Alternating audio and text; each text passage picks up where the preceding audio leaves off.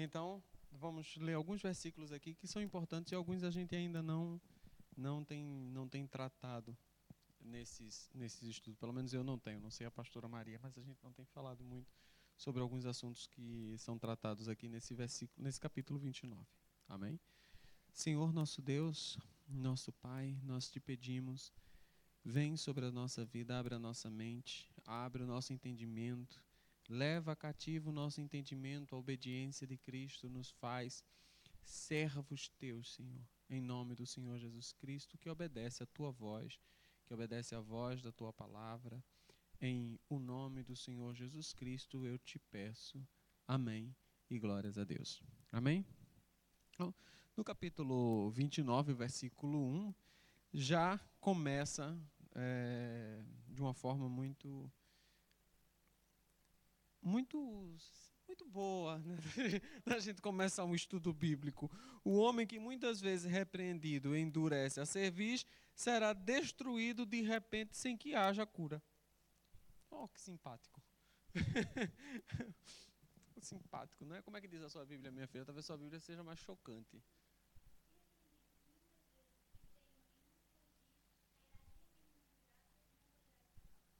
Pois. É mais chocante a sua.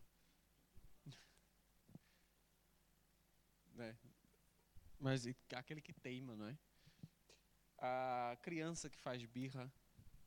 E às vezes, nós somos essa criança que faz birra com o Senhor, né? Com o nosso Pai. Nós somos infinitamente repreendidos. Nós somos por diversas vezes chamado a atenção pelo próprio Pai, pelo próprio Deus.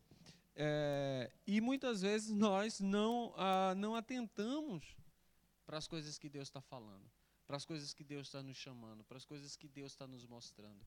E a palavra de Deus diz que aquele que é chamado muitas vezes, e a pessoa não vai, o homem que muitas vezes é repreendido e endurece a cerviz, será destruído de repente sem que haja cura.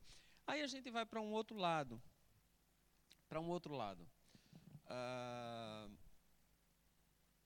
Quando a gente fala, a gente chama a atenção, quando a gente vê um erro e a gente chama a atenção para aquele erro, e então a pessoa não ouve, né? A gente chama a atenção para o erro, a pessoa não ouve, a gente chama a atenção para o erro, a pessoa não ouve, a gente chama a atenção para o erro, a pessoa não ouve. Chega um determinado momento em que essa pessoa, diz a palavra de Deus, vai cair em profunda desgraça, sem como é que diz, não poderá escapar. Chega um momento em que a gente não pode fazer nada. E, infelizmente, muitos crentes só ouvem quando já estão na desgraça. Esse é que é o grande problema. Porque se a gente aprende a ouvir, né, aprende a reconhecer os nossos erros, e aqui na Bíblia diz, aquele que endurece a cerviz, como era o povo de Israel no deserto, né? O adjetivo utilizado para o povo de Israel no deserto é o povo de dura cerviz. Uma pessoa que não se dobra, uma pessoa que não conhece, não reconhece os seus próprios erros, não reconhece as suas falhas, não reconhece aonde está errando o seu caminho, né? E essa pessoa vai cair na desgraça. E aí o que acontece? Às vezes nós aí temos a dura tarefa, primeiro de exortar, e depois de ver a desgraça e ficar quieto, porque já não podemos fazer mais nada, né? Então, e às vezes, por ficar quieto na desgraça, a gente é considerado como frios, como duros, como diversas outras. Então, aí aparece outra pessoa que não esteve no princípio exortando e vai ajudar na desgraça, né? E aí é complicado. E aí é complicado. E é complicado principalmente quando somos nós que vamos ajudar já na desgraça da pessoa. Estão entendendo o que eu estou querendo dizer, não é? Uma pessoa que não conhece o processo que foi até chegar àquele ponto, até chegar naquele momento, não sabe o que se passa com as pessoas, não sabe o que está acontecendo com as pessoas, e se mete na vida das pessoas. E por isso que é importantíssimo a gente separar bem dentro de uma igreja, dentro de um ministério, aquilo que é aconselhamento, né? Os únicos que são capazes de fazer aconselhamento pastoral, e eu respeito muito isso, são os pastores da igreja. Né? Nem eu dou aconselhamento pastoral, não aconselho ninguém, eu mando para os pastores da igreja. E eu ensino a palavra, mas dar conselho, eu acho que nenhum de vocês me viram dar conselho aqui. Nenhum de vocês eu dei conselho, pelo menos. Eu ensino a palavra, é completamente diferente, mas dar conselho para a vida, não. Então, por quê? Os pastores, de certa forma, são aquelas pessoas que conhecem. Primeiro, são aqueles que vê além. Segundo, são aqueles que conhecem porque já tem um processo, né? É a pessoa que se abre, é a pessoa que conhece basicamente, se abre para os pastores, e é basicamente aquela pessoa que conhece o todo e está orando, intercedendo pela vida das pessoas. Agora, então quando a gente chega junto de alguém, a gente tem que ter cuidado dentro desse processo, porque a gente só enxerga uma parte. Nós só conseguimos enxergar uma parte. E por ter essa visão limitada, nós acabamos por ou estragar um processo que está sendo feito, ou acabamos por meter a mão onde não devemos. E o pior é que acabamos comprometendo a nossa própria vida. Né? Porque depois acabamos nós caindo em laços. Acabamos nós caindo junto com aquela pessoa. Né? Porque quando nós nos juntamos, acabamos por sofrer também com aquela pessoa. Porque aqui mais à frente diz alguma coisa parecida com isso. A gente se junta. Aquele que diz aqui, acho que é mais um pouco mais à frente, aquele que se junta com o ladrão. Tem um versículo que é especificamente assim: aquele que faz amizade com o ladrão vai sofrer, porque diante do tribunal, se ele falar a verdade, se ele falar a mentira, não, se ele falar a verdade, o ladrão vai matá-lo. Se ele falar a mentira, Deus vai cobrar dele, o ladrão vai cobrar dele. Se ele falar a verdade, se ele falar a mentira, Deus vai cobrar dele. E fica naquela situação. Então, quando nós não conhecemos o todo, o processo pelo qual a pessoa está passando, e metemos a nossa mão, damos a nossa opinião, eu já falei aqui de um exemplo de uma pessoa que estava errando, estava errando. Nós chamamos diversas vezes essa pessoa à reconciliação, chamamos diversas vezes a atenção para aquilo que estava sendo feito, e a pessoa não deu ouvidos, tanto que o seu ministério acabou completamente. E nós chamamos a atenção, e chegou uma pessoa que não conhecia o processo, que não conhecia nem Deus, porque chegou lá, foi profetizar para essa pessoa e profetizou do cão, dizendo assim: vai, homem de Deus, que eu sou contigo, diz o Senhor. Vai firme no propósito que está no teu coração. Isso na frente de toda a congregação. Toda a congregação não, dos líderes da congregação. E aí, aquela pessoa, o pastor, tá vendo? Eu estou indo no caminho certo, vocês estão tudo errado. Então, dentro desse processo, ele caiu, né, e a igreja já não existe mais, simplesmente por causa desse conselho, dessa profecia que foi dada maldita. Então, que a gente tenha cuidado tanto com o que a gente fala, a responsabilidade que nós temos com aquilo que nós falamos, sem falar, claro, com aquilo que nós profetizamos, mas sobretudo sobre aquilo que nós falamos, ou com os conselhos que nós damos, sem conhecer o todo, sem conhecer a situação que a pessoa está passando, sem conhecer exatamente. E por quê? Porque a Bíblia diz: você chama uma e outra vez, chame uma outra vez, não escapará da desgraça. A pessoa não atende. E por outro lado também, que a gente observe o que é que a gente está fazendo. Que a gente observe a nossa conduta, que a gente observe o nosso caminhar, que a gente observe as nossas ações e que a gente observe se Deus não está nos chamando a atenção uma ou outra vez. Se não estamos sendo chamados a atenção uma ou outra vez, para que a gente não venha cair na desgraça. É importante a gente fazer a reflexão diária da nossa vida, como eu estou me comportando, como eu sou como pessoa, como é que eu sou como amigo, como é que eu sou como esposo, como é que eu sou como filho, como é que eu sou como pai, como é que eu sou como pessoa. Então eu tenho que fazer essa reflexão diária sobre a minha vida. Eu já falei aqui diversas vezes sobre isso. Eu faço minha reflexão sobre como eu era como esposo. Tenho que chegar a uma conclusão. Eu não posso chegar à conclusão de dizer, jogar tudo para cima da minha esposa. Porque ela... Não, eu tenho que olhar também o meu lado. E eu já falei aqui diversas vezes sobre isso. Então eu tenho que observar o meu lado, eu tenho que observar como eu estou me comportando. Porque se a gente lança a culpa das coisas que estão acontecendo para cima das outras pessoas, a gente nunca melhora.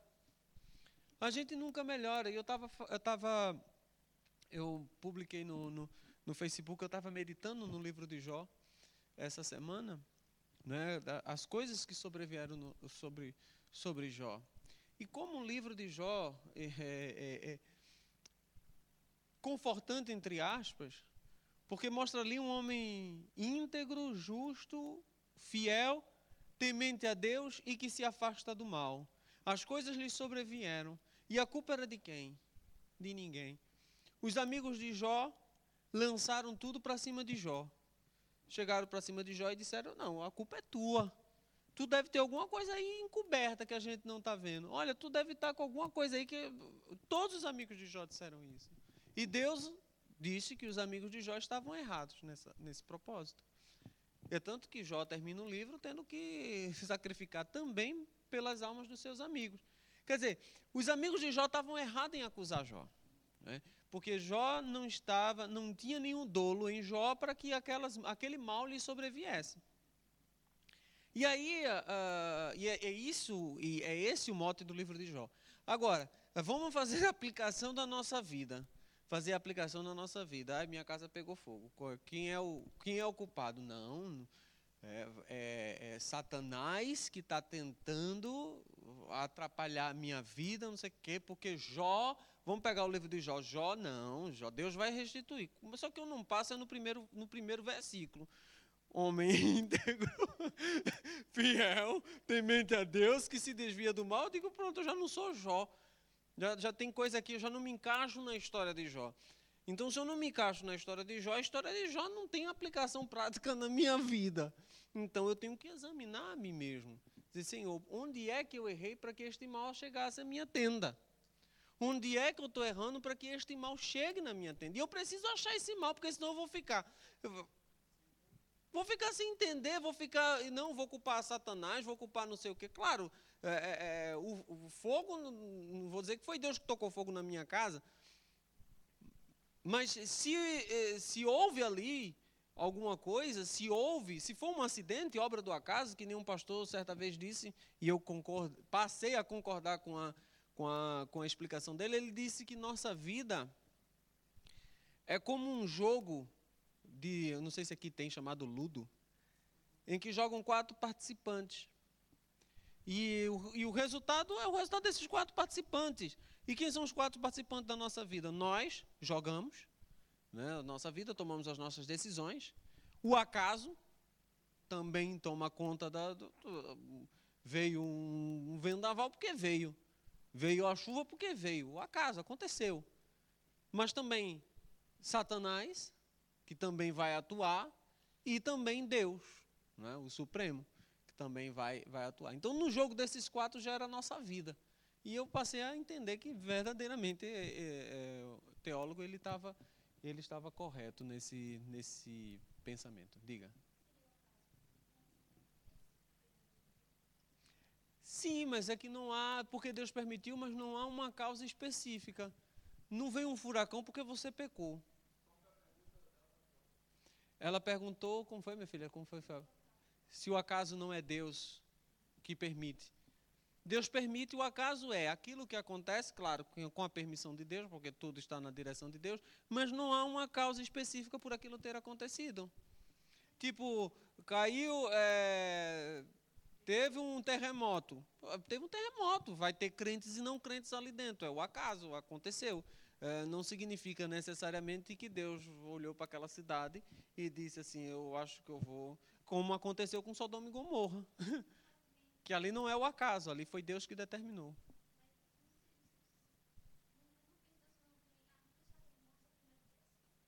Como é? Pois, não, quando a gente diz, é assim, as placas tectônicas estão em movimento. Se elas se chocam, ela vai causar um terremoto. Elas estão em movimento. Em um momento, em algumas partes do mundo, elas se chocam constantemente. E isso, como por exemplo, o Chile. Né? Chile, é Chile, né? Lá. Constantemente, todo dia tem terremoto, quase todo dia tem terremoto. Japão já vive de terremoto. Quando o pessoal está tremendo, não sabe se é epilepsia ou se é, ou se é terremoto. É sério, é sério. E aí, o que acontece? É o acaso. São as placas tectônicas. Agora, é claro que Deus tem ação. Deus pode querer e dizer, não, essas placas aí não vai se encontrar hoje, não. Deus pode atuar. Mas aqui dali é o acaso, tem que acontecer, vai acontecer. As placas estão se encontrando. É, pela coisa da natureza. Então, é isso que a gente chama de acaso. Tá, aconteceu porque tinha que acontecer. Certo? Não é determinado. Não é determinante. Né?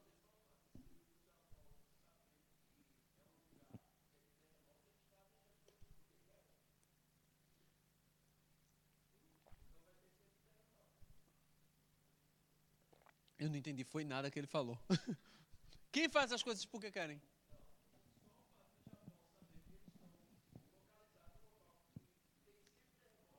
Ah, vão ter que viver já naquela condição, exato. E, ou seja, se você vai para uma cidade que tem terremoto, você vai ter que, como o pastor está dizendo, vai ter que sobreviver com aquilo. Você vai para o Japão, ai meu Deus, por que o senhor não me salvou do terremoto? Meu filho, por que você foi para o Japão? Então é importante a gente entender isso. Então, eu estava falando isso, Milena desvirtuou a conversa, eu não me lembro mais qual era o propósito inicial. Não, mas era. O que eu ia falar? Ah, de Jó, estava falando de Jó. Da situação. Então, aí eu não posso comparar a minha vida com a vida de Jó, porque eu já não passo nos requisitos, não é? Naqueles requisitos de Jó. E é difícil encontrar alguém que passe nos requisitos de Jó. É tão difícil que até acho que Jó não existiu. A maioria dos teólogos, é sério, a maioria dos teólogos creem que o livro de Jó é uma ficção científica, uma ficção bíblica, melhor dizendo. É uma ficção bíblica porque Jó nunca existiu. Porque não existe na natureza um homem fiel, temente a Deus, que se desvia do mal, em que não haja, viste meu servo Jó, homem fiel e temente a mim, homem íntegro, fiel e temente a mim, que se desvia do mal. Né? Pronto. Aí o que acontece? O mal vem sobre. Se o mal vier sobre nós, a gente precisa fazer essa reflexão. A gente precisa fazer essa reflexão. Pode ser obra do acaso, é aí que eu estava dizendo. Pode ser obra do acaso, mas pode não ser. E se for obra do acaso, amém. Mas e se não for? A Bíblia diz que antes de tomar a ceia, examinemos a nós mesmos. Quer dizer, o autoexame é a respiração do crente. Não é, é a gente se autoexaminar diariamente. Como é que estão os nossos caminhos, como é que estão as nossas ações, como é que estão. Porque se as misericórdias de Deus se renovam a cada dia, e se nós estamos constantemente errando, precisamos estar também constantemente necessitando da misericórdia de Deus, e estamos constantemente nos examinando, nos corrigindo. Né? Até que isso que é mortal se revista de mortalidade, e isso que é corruptível se revista de incorruptibilidade. E que a morte seja tragada na vitória. Enquanto isso não acontece, a gente vai estar nessa luta. Então, por isso que é importante esse autoexame. Agora, como eu já falei aqui naquela palestra de empoderamento ano passado, é muito difícil para nós fazermos esse autoexame. É muito difícil, por quê? Porque nós temos uma incrível capacidade, o ser humano tem uma incrível capacidade de olhar para frente. Porque Deus deu os dois olhos para olhar para frente, né? Deus não deu um olho para olhar para dentro. Então, a gente consegue olhar mais, eu consigo vê-los, né, mais do que a mim. Eu consigo olhar para o seu Manuel que está aqui na minha frente melhor do que eu consigo me ver. Né? E a palavra de Deus diz que nós olhamos a nossa face no espelho e logo quando saímos do espelho esquecemos dela. Né? Eu posso estar aqui com alguma coisa estranha no meu rosto, tipo, um dia desse saí e passei creme no rosto, esqueci de limpar, fiquei com uma pataca de creme no rosto, andando. Eu posso andar pelo meio da rua sem ver, e olhar para uma pessoa e começar a rir. Poxa, aquela pessoa está com a cara suja, olha para ali. E não percebo que estou também com a cara suja. E, pois é, pô, tá. Essa semana eu estava com um pedaço, eu fui limpar lá na fábrica, eu fui limpar meu olho e parecia que eu estava com coisa de barro aqui assim, não é? Parecia que eu estava com maquiagem. Com maquiagem assim, estava mesmo puxado assim. Quando eu vou na casa de banho, eu digo, gente, eu não acredito que eu tava que eu tô com esse negócio aqui. Porque a gente não tem essa capacidade de olhar para nós mesmos. Então, como é que a gente lembra palestra do empoderamento? Como é que a gente então se examina através do que as outras pessoas vão dizer? Através do que as outras pessoas vão dizer. Então, quando as pessoas dizem alguma coisa contra mim ou a favor de mim, eu tenho que examinar qual é a mensagem que eu estou passando para essa pessoa. Né? Por que essa pessoa está dizendo isso? O que eu estou passando para ela? Né? Porque o problema está em mim, eu que estou passando isso para ela, que ela está me vendo assim, então eu estou passando dessa forma para ela. E é exatamente isso, né? Essa correção que fala aqui no capítulo, no versículo 1, essa correção, ela é feita, mas a pessoa, ela que está vendo errado. E depois, ele que está vendo errado. Ele está vendo errado, ele está vendo errado, ele está vendo errado. E continuamente sofre e vai cair em profunda desgraça. Simplesmente porque acha que não tem nada a ver. Tem nada a ver não, nem tem nada a ver não. Ok? Aí eu quero ler aqui o versículo 2, versículo 4, versículo 16 e o versículo 18. Diz assim: quando os justos se engrandecem, o povo se alegra. Mas quando o ímpio domina, o povo suspira. Milena, faça aí a sua tradução simultânea.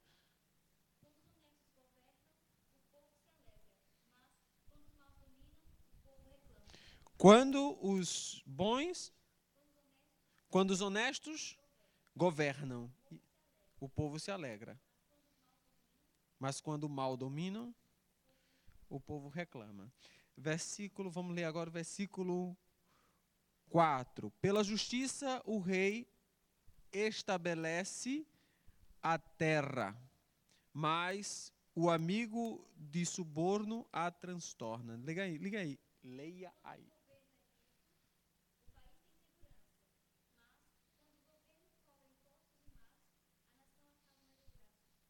Isso que versão é essa, minha filha? Versão é? Isso negócio de pagar imposto, acho que essa sua Bíblia também comunista aí. Vamos ler o versículo 16, diz assim: quando os ímpios se multiplicam, multiplicam-se as transgressões, mas os justos verão a sua queda. O que é que diz aí na sua?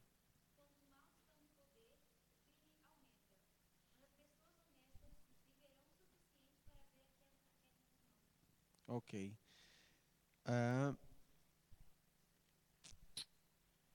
16, eu acho que...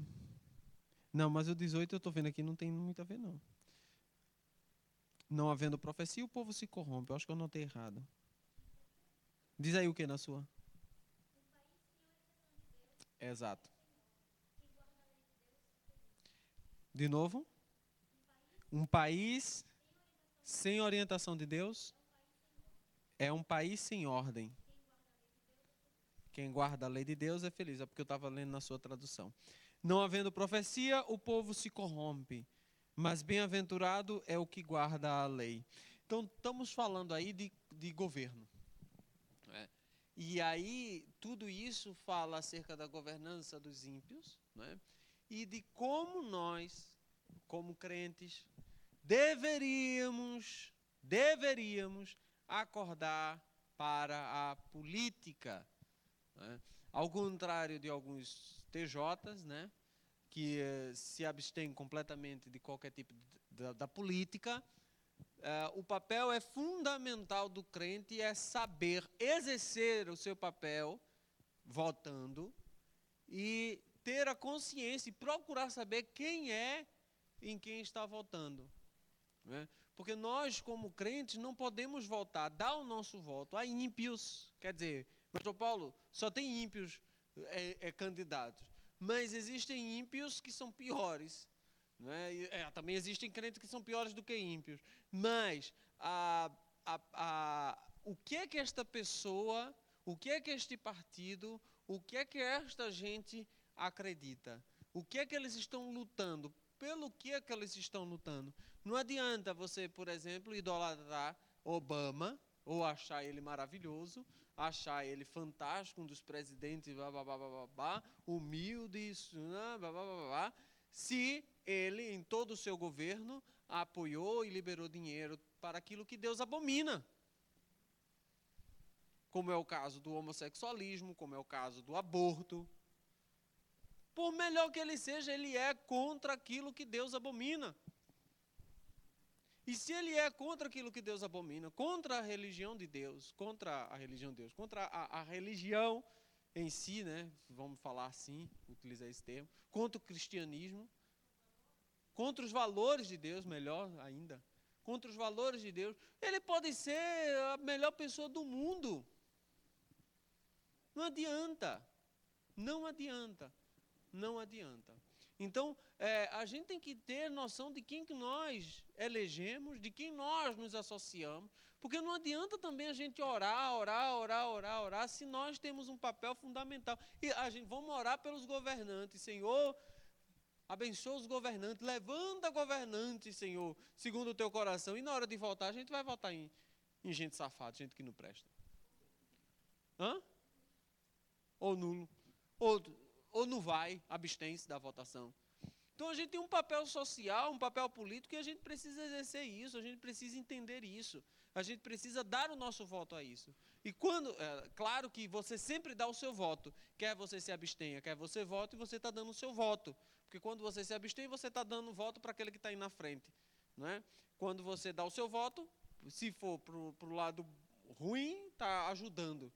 Então você tem que ter cuidado com isso. Então a Bíblia fala claramente aqui o que está acontecendo hoje no mundo. O mundo sem lei, sem Deus, sem a lei de Deus. Sem a lei de Deus. Você permite que um país, que uma nação, permitir calado, eu já falei isso aqui em outras pregações, permitir calado que coisas sejam inseridas na sociedade. E você permite calado, e o seu papel como cristão? Viu as coisas acontecerem e ficou calado. Porque a política é outra. Quer dizer, e a voz? Nós não temos voz. E na hora da eleição, nós não temos eleição. Quer dizer, vivemos numa democracia, certo? Uma democracia e permitimos, calados, que a Bíblia seja retirada das escolas. Calados. E permitimos, calados, que o Halloween seja colocado dentro das escolas. Que as escolas não festejem a Páscoa porque é cristã, eu não posso falar de religião, mas permite que eu celebre o Dia das Bruxas. Quer dizer, eu não permito falar de Deus, mas permito falar da bruxa, dos doentes e não sei das quantas. Quer dizer, então que valor é esse? Que eu não percebo isso. E permito que as minhas crianças participem disso. E calado. Quer dizer, o aborto, não, vamos liberar o aborto. E o que é que eu fiz contra? Calado. Fiquei calado. Não é? Então, é importante a gente perceber a nossa função, não somente orando, mas também agindo, porque Deus nos deu capacidade para agir e possibilidade de agir. Enquanto estivermos numa democracia, temos que agir, é um papel fundamental nosso. Agora, se não estamos numa democracia, aí o nosso papel único e exclusivo é de oração. Se estamos numa ditadura, é de oração para que Deus derrube, para que Deus tire do poder. Né? Aí não temos como fazer. Mas aí pronto, aí vem agora o novo lá, o Trump. Temer não, Temer é outra coisa que chegou no lugar. Então aí vem esse Trump com os pensamentos meio malucos, meio doido. Né? A primeira posição dele, dia 20, dia 21, mandou cancelar todo o dinheiro que é dado para os... Não. Para a saúde? Não para tudo, para toda a campanha de abortista, para todas as ONGs e tal abortista. Corta a verba desse povo. Acabou-se. Pronto. Tirou a teta, cortou a teta. Né? Então, a gente tem que entender quais são os valores que regem, principalmente pelo fato de que toda a nação sofre com isso. Por pior que seja a pessoa, né? Não importa se a pessoa nesse sentido.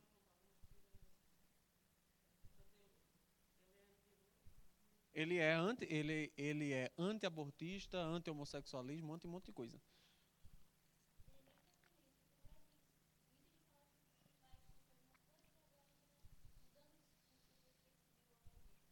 Eu não estou acompanhando exatamente o que ele fez. Eu sei que ele é meio estranho. Isso eu sei que ele é.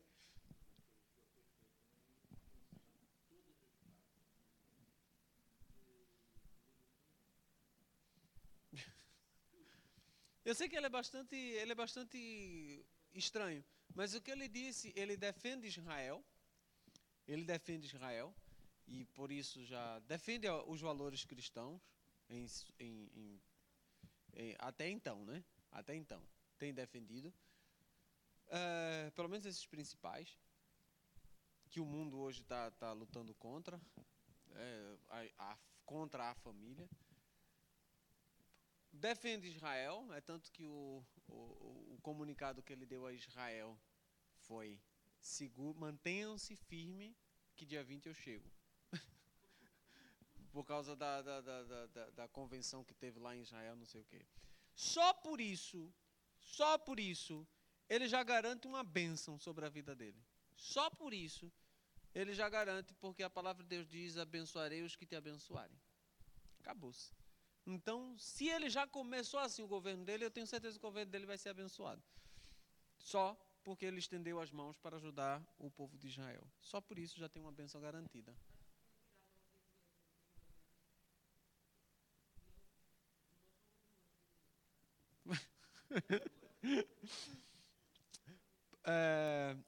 Pronto.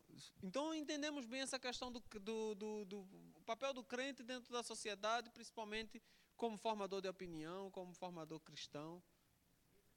Milena hoje está... Seria impossível? Seria possível viver uma teocracia? Nós temos um país que vive uma teocracia.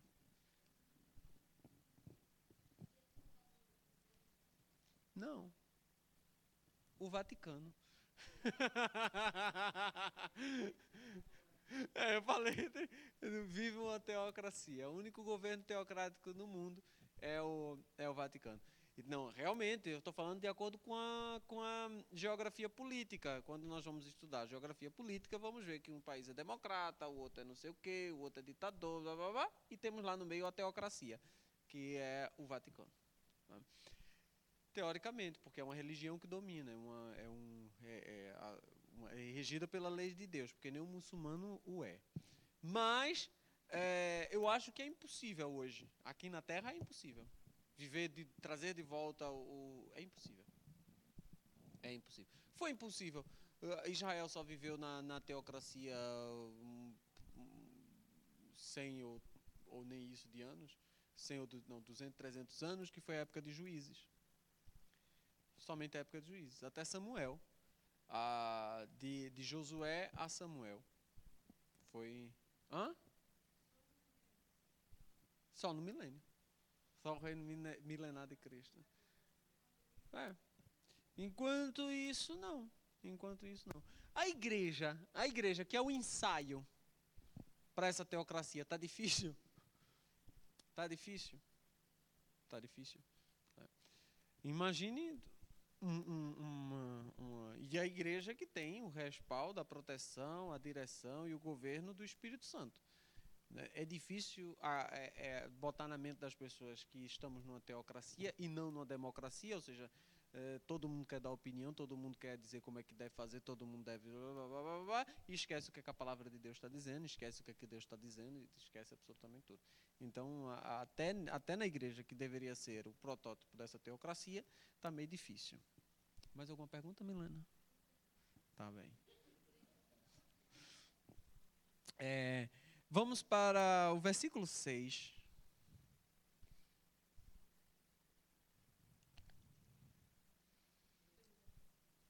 Do 29. É porque eu já li o 18 e eu saí pulando. Eu quero ler 6, 22. 6 e o 22. Na transgressão do homem mau, há laço, mas o justo canta e se regozija. Milena, faça a sua tradução.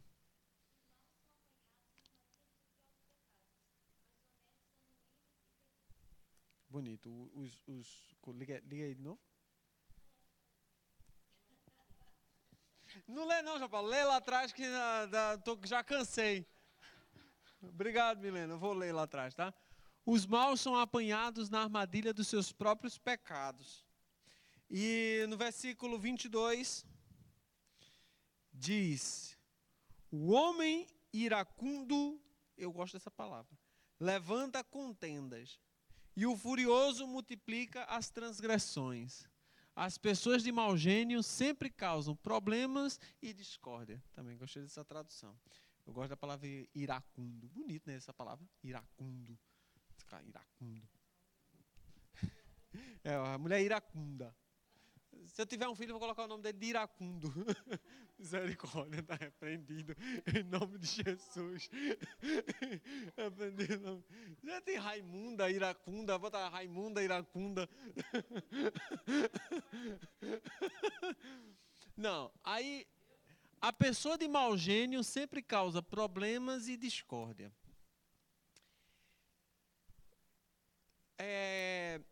A palavra de Deus, o Senhor Jesus Cristo diz que o homem mau tira o que do seu... Como é? Quem sabe esse versículo?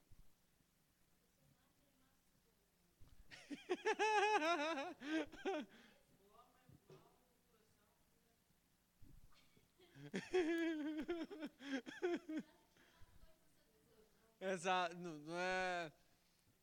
O senhor levantou o dedo, vai dizer não. Foi para o homem mau, do mau tesouro do seu coração, tira coisas más. E mais ou menos isso. Que significa que a pessoa que é má, né, o tesouro que há nela, só consegue tirar coisas más lá de dentro. Não consegue ter um pensamento bom.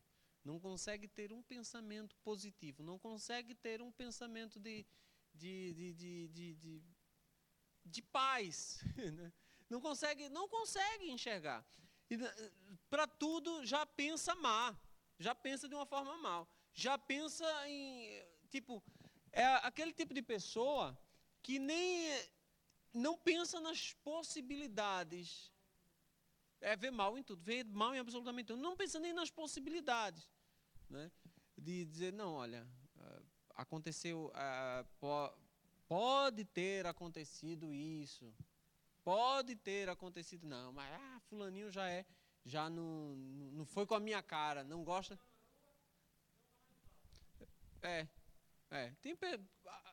Aqui em Portugal, lá no Brasil não, as pessoas passam na rua, acho que não lembro, não tenho esse registro guardado na minha mente. Mas aqui em Portugal, se você passa na rua e do outro lado está a pessoa e a pessoa não fala, aquela pessoa se torna inimigo sua pelo resto da vida. Porque passou no outro lado da rua e não é verdade isso. No Brasil eu não vejo, não passou, não olhou, não tem problema não. Vai. O rapaz disse assim, um escritor brasileiro, famosíssimo, ele disse que o Brasil, ele disse que nunca saiu do Brasil, Ariano Suassuna, e jamais iria sair do Brasil. Ele disse assim, olha, porque tem um amigo meu, ele contou a história, tem um amigo meu que está na Suíça, já viu essa história? Na Suíça. E ele, na Suíça, o cara convidou para um jantar. Convidou para um jantar, o amigo. E ele não foi para o jantar. Aí o amigo disse, mas você não foi para o jantar, nem nos avisou que não vinha? Ele disse, não avisei? Avisei sim, eu até mandei um telegrama. Ah, mandou um telegrama? Mandei. Ah, não recebi não. Não, tá bem. Aí o cara foi nos Correios, processou os Correios porque o telegrama não veio e foi parar na justiça porque o telegrama... Por fim, descobriu que o homem não tinha mandado o telegrama. Aí ele disse, por quê? Porque o suíço é um povo chato. Porque se fosse no Brasil, rapaz, você não foi, rapaz, fui não deu para ir não. Mas por que não avisou? Rapaz, mandei um telegrama. Ah, foi, mas não recebi o telegrama. Tudo bem, aquele sabe, o outro sabe que ele não mandou o telegrama, ele sabe que o outro sabe que ele não mandou o telegrama. No fim está todo mundo bem. No fim todo mundo se ama, todo mundo bem. Na próxima eu vou. Ele disse, não, acho que o frio do país faz com que o povo seja muito metódico, muito chatinho, né, nesse aspecto. E aí ele estava falando exatamente dessa liberdade do brasileiro, que chega a ser libertinagem, né? Não olhou, amanhã ele olha, amanhã vai para frente, amanhã... Mas, muito mais do que não olhar, é o que se maquina dentro da cabeça por que não olhou. Todo levantamento do porquê que não foi feito aquilo.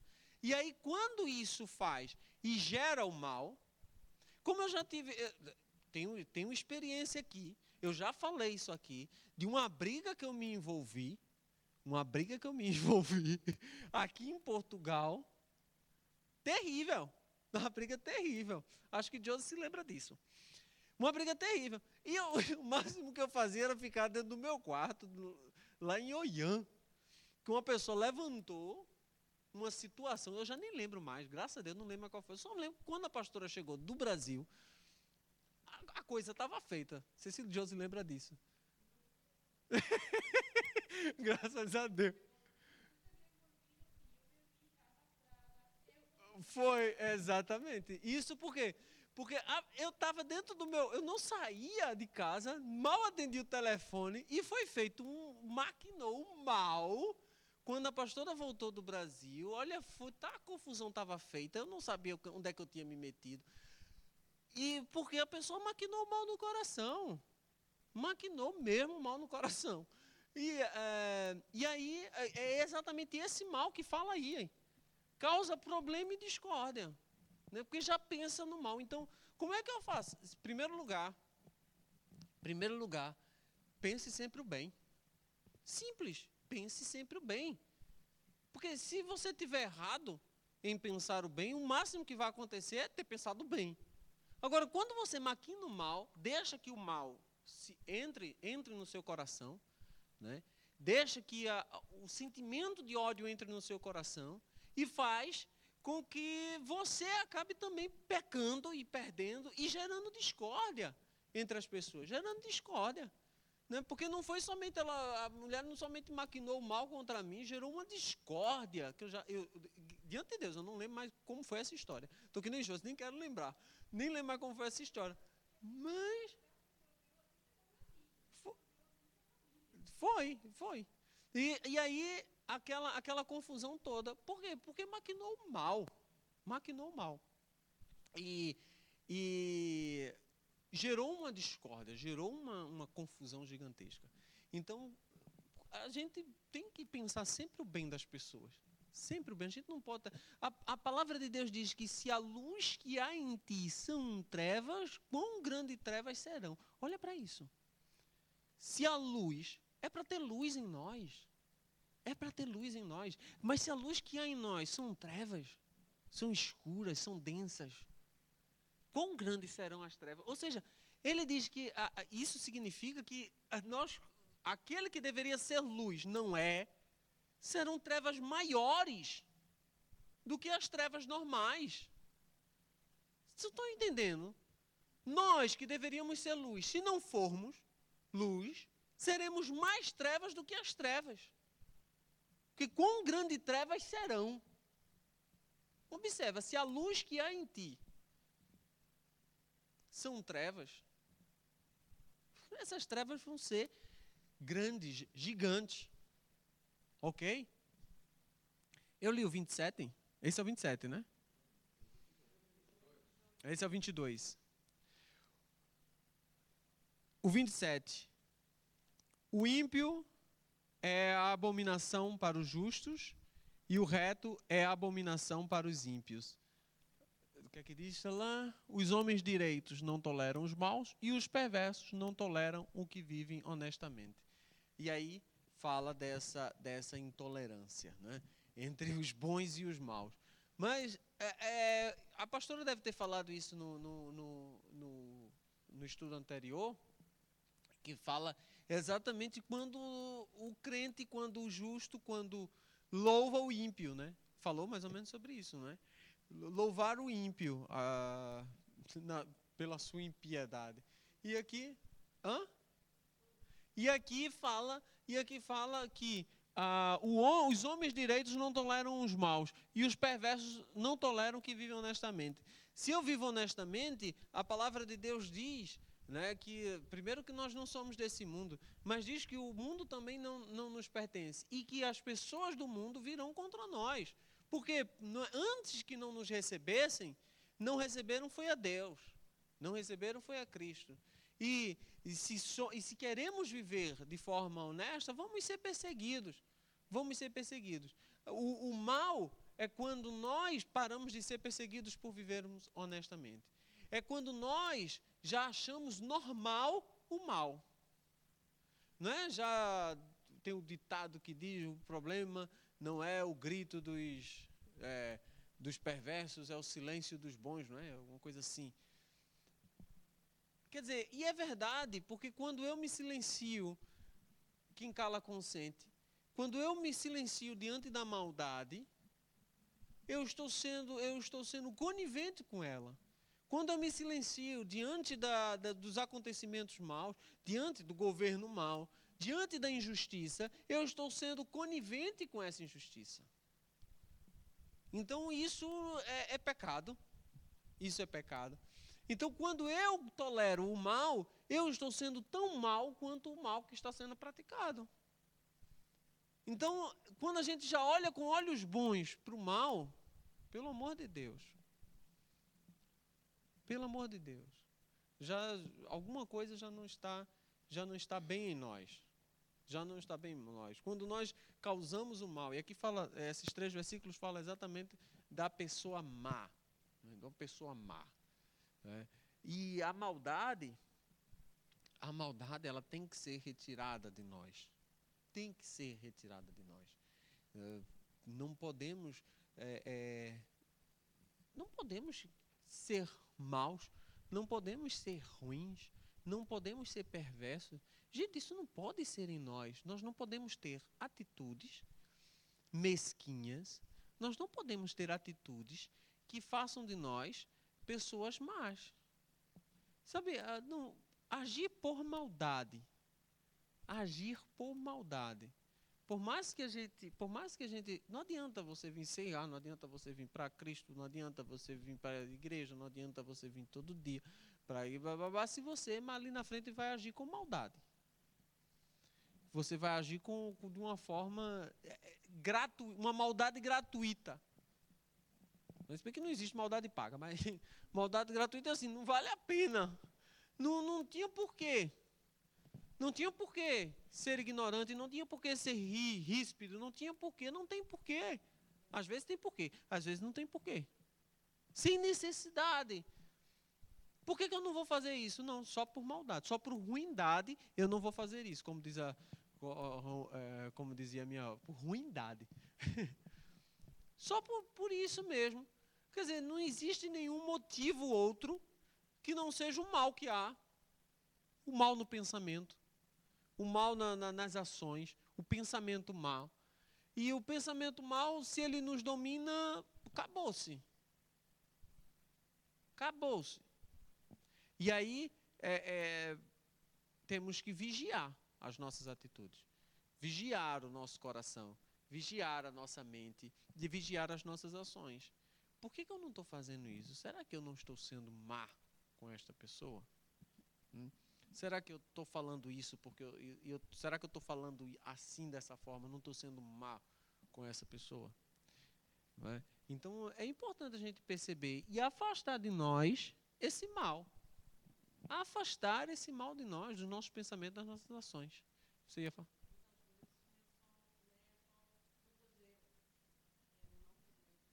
Sim, também. Também não faz. A Bíblia diz que é pecado. Aquele que sabe fazer o bem e não faz, peca.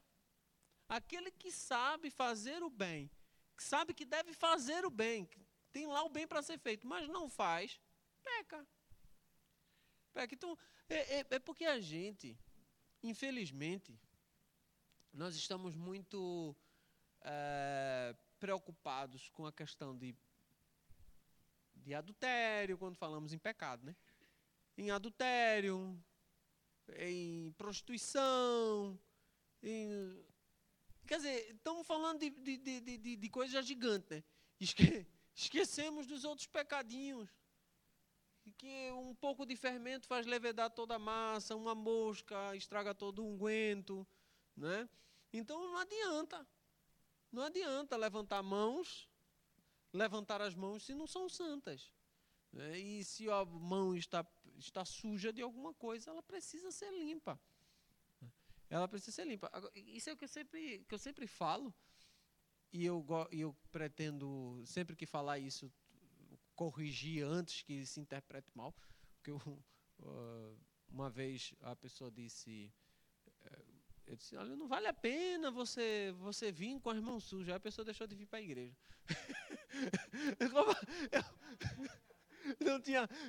O sentido de eu falar isso é limpe a mão antes de vir para a igreja, né? Não, a pessoa deixou de vir para a igreja, que é mais fácil não vir para a igreja do que limpar as mãos. Não, mas é que quando eu digo que não vale a pena, não significa que não vale a pena vir para a igreja. Não, é que não vale a pena permanecer nesse erro. Não vale a pena achar que estamos. Que Jesus vier hoje, estamos salvos. Ah, Jesus veio hoje, vamos estar salvos. Ah, aleluia, glória a Deus. Não, se Jesus vir hoje, porque a gente levantou as mãos e disse, eu te aceito, Senhor Jesus, como Senhor e Salvador da minha vida, agora eu vou estar lá com Ele nos ares? Será? Né? Será que aquele que sonda os corações vai levar todo tipo de gente? Né? Será que todo aquele que me diz Senhor, Senhor, entrará no reino dos céus? Será que é isso? Eu acho que o versículo é contrário, né? Acho que o versículo é contrário. Então a gente tem que ter cuidado, porque alguns lá na hora, o Senhor vai dizer, vai colocar, de um lado vai colocar as ovelhas e do outro vai colocar os bodes. Né? E vai dizer às ovelhas, vinde benditos do meu Pai, que eu vos preparei lugar. E para os bodes? E o que é que diferencia a ovelha do bode? E o que é que eu sou?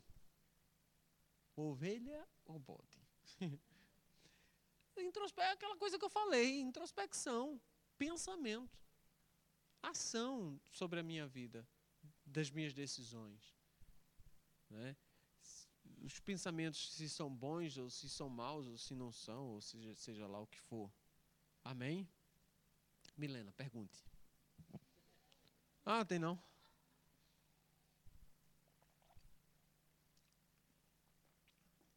Praticamente, os outros versículos que tem aqui no 29, já lemos muita coisa. Eu não vou aqui repetir sobre a criação dos filhos, né? Eu não vou repetir aqui, eu acho, porque eu falo sobre a criação do filho, nem sobre aquele que fala sobre os tolos e tal. E eu quero terminar aqui no capítulo 30, porque o capítulo 30 não faz parte das profecias do livro escrito por Salomão, mas fala das palavras do amigo e conselheiro de Salomão, chamado Agur. E por ser amigo e assessor de Salomão, Salomão decidiu incluir as suas frases nesse coisa. Então, para terminar aí os 15 minutinhos aí, diz assim: palavra de Agur, filho de Jaques de Massa, este homem disse a Itiel e a Ucal: na verdade que eu sou mais bruto do que ninguém, não tenho o entendimento do homem. Não aprendi a sabedoria, nem tenho o conhecimento do santo. Quem subiu ao céu e desceu? Quem encerrou os ventos nos seus punhos? Quem amarrou as águas nas suas roupas? Quem estabeleceu todas as extremidades da terra? Qual é o seu nome e qual o nome do seu filho, se é que o sabes? É semelhante essa aqui ao texto que tem lá no livro de Jó, não é? Bastante semelhante aos que os amigos de Jó falam. Quem é que fez todas essas coisas? Né?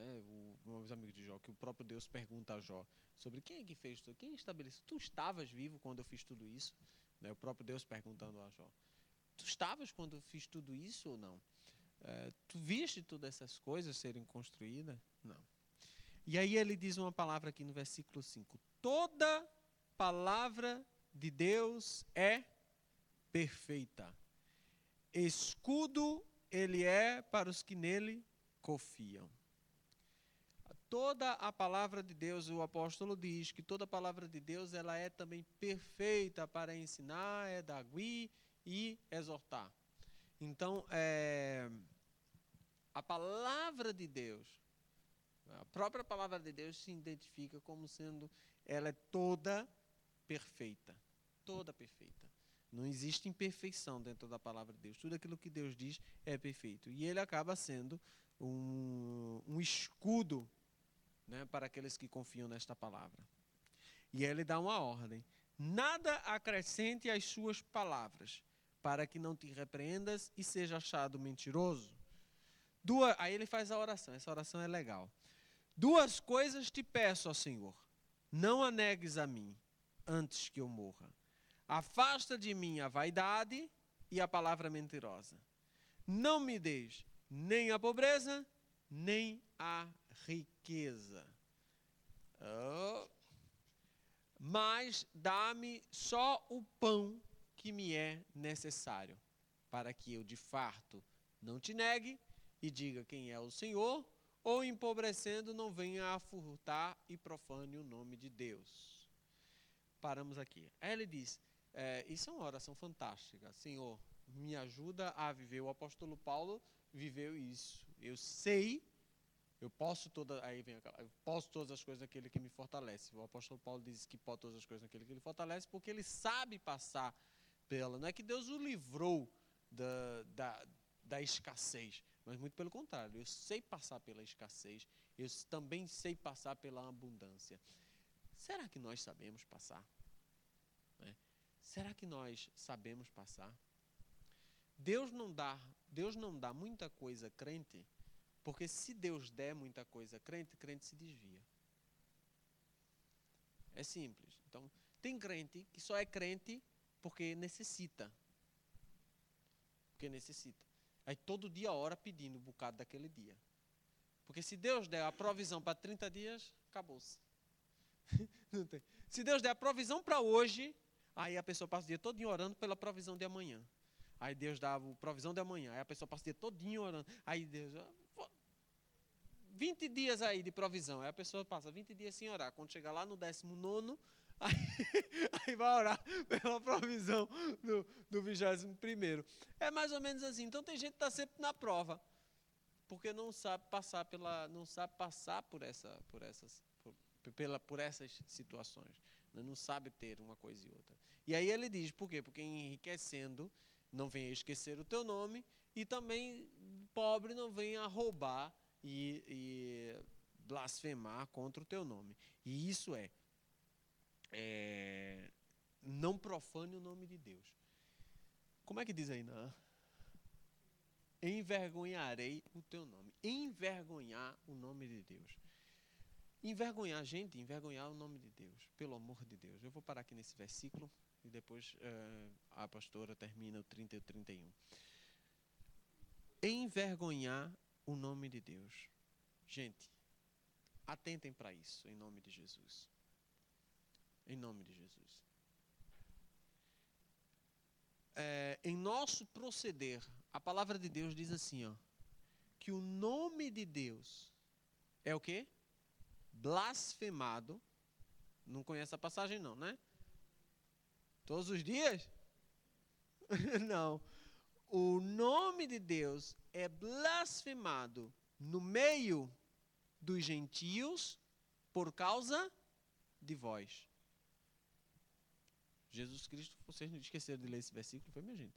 Vocês estão com a cara de... Não sei onde é que ele está. Hã? E eu sei, está na Bíblia.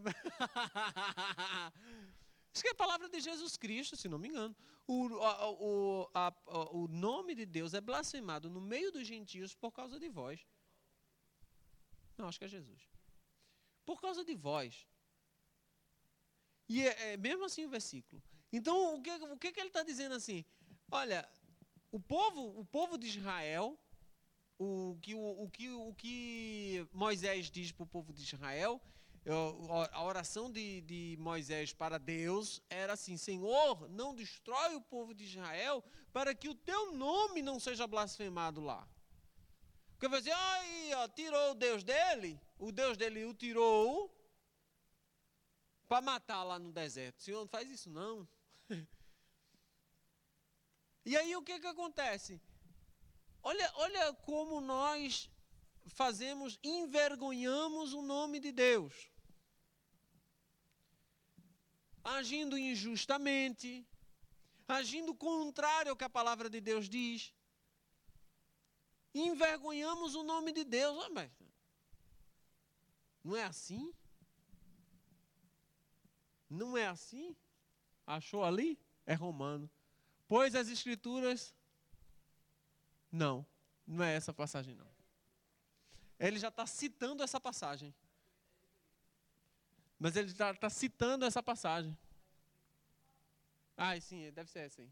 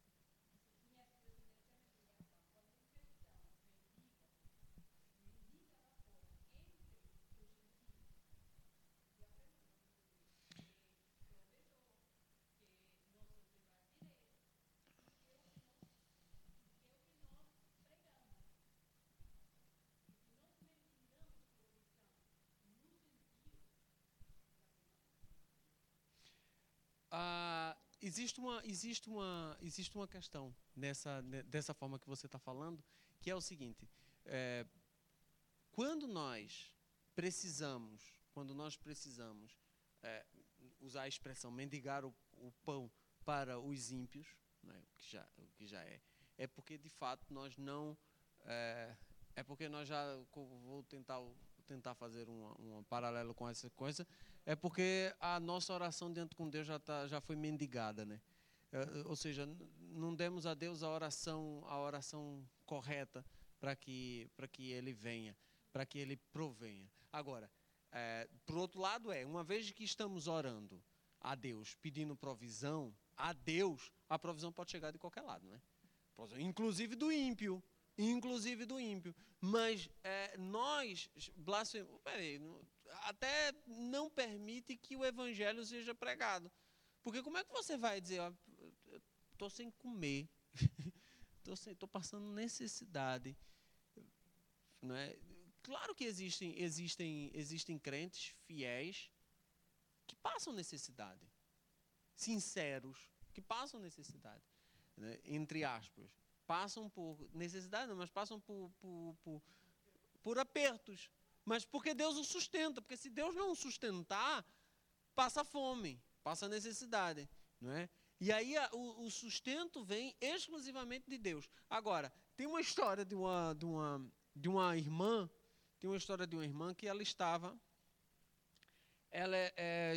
passando por um período de necessidade mesmo, período de necessidade, muita necessidade. E aí o pessoal da rádio disse assim, olha, a irmã fulaninha está passando por um período de necessidade e aqueles que puderem ajudar, por favor, ajudem, tal, de tal e tal forma. Certo? A irmã não pediu, mas nós que conhecemos estamos solicitando que seja feito. Uma bruxa, né, disse, rindo, e disse, vamos, fez uma feira gigantesca e levou para ela e disse, diga a ela que foi a bruxa que mandou. Na hora de entregar, diga que foi a bruxa que mandou. A bruxa e o Deus da bruxa que mandou para ela. Aí, na hora de entregar, o menino perguntou, você não vai perguntar quem mandou, não? Aí ela disse, não, porque quando Deus manda, até o diabo obedece. Quando Deus manda, até o diabo obedece. Não importa se veio da bruxa, se quem lá veio. Quando Deus manda, meu filho, até o diabo obedece. Então, essa é a questão. Agora, tanto para o lado da provisão, que eu acho que é um dos mais corriqueiros, né, a questão da provisão, porque passar pela prova dando glória a Deus, né, dar glória a Deus de barriga cheia, é uma coisa, dar barriga a Deus de glória vazia, dar glória a Deus de barriga vazia é outra. Mas a palavra de Deus diz claramente, eu acredito, e tenho vivido isso, tenho vivido muito isso, que aquilo que nós pedimos, nos será dado. Porque não foi palavra simplesmente, claro, não estou menosprezando a coisa, não foi simplesmente uma palavra dos apóstolos, né? Não foi uma observação de Paulo, né? Não menosprezando ou colocando de uma forma menor isso, porque impede igualdade. Mas foi a palavra do próprio Jesus Cristo, ensinamento direto do Senhor Jesus Cristo, direto dele, saiu da boca dele, dizendo, pedi e será dado. Buscai e encontrareis. Bate e abre-se-lhão as portas. Se o próprio fiel que prometeu, ele também é fiel para cumprir. E aí cabe a nós acreditarmos e vivermos nesta promessa, fazer que nem a Aparecida, até os últimos segundos em cima da mesa de cirurgia. Até os últimos segundos. Ok? Vamos ficar de pé e vamos orar ao nosso Deus. Senhor, nosso Deus, nosso Pai, louvado seja o teu nome, Senhor. Deus, obrigado por tudo que tu tens feito em nossa vida. Obrigado, Deus, porque tu és santo, porque tuas misericórdias duram para sempre. Deus, essa palavra ministrada, Senhor, faz frutificar em nosso coração, nos faz entender perfeitamente tudo aquilo que tu tens preparado para nós, Senhor. Deus, em nome do Senhor Jesus Cristo, eu te peço, abençoa cada um do meu irmão, Senhor, que aqui está. Em nome do Senhor Jesus Cristo, que saiu da sua casa, Deus, que enfrentou esse frio, Pai, para estar aqui reunidos em teu santo nome. Te entregamos, Senhor, mais um dia de primícias, Deus, na tua presença. Te agradecemos, Senhor, e pedimos para que tu levante o teu povo em oração, Pai.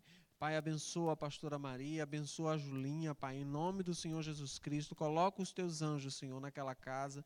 Livra, Senhor, de todo o mal. Em nome do Senhor Jesus Cristo, Pai. Abençoa de forma poderosa aquele lar, Deus. Em nome do Senhor Jesus Cristo. Amém. Graças a Deus. Vamos em paz, que os anjos ministrem a nossa ida, a nossa casa. Amém.